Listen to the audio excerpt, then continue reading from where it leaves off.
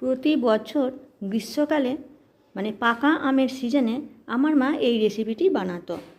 আর আমরা ভাই বোনেরা অপেক্ষা করে থাকতাম মা কখন এই জিনিসটি বানাবে। এর টেস্ট অসম্ভব সুন্দর হয়। আর আমরা সেই পাওয়ার আশায় আমরা ভাই বোনেরা অপেক্ষা করতাম।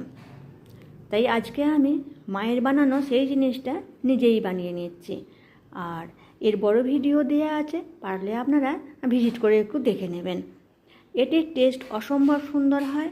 আমার বাড়িতে ছোট ছেলে থেকে বয়স্করা সবাই খুব পছন্দ করে। আপনারাও পারলে একবার বানিয়ে দেখতে পারেন।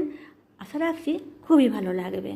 বাড়িতে কোনো গেস্ট এলে তাদেরকে জল খেতে দেওয়া এবং নিজেদের খাওয়ার জন্য অসম্ভব সুন্দর, এবং বেশ কিছুদিন সংরক্ষণ করে রেখেও দেওয়া যায়।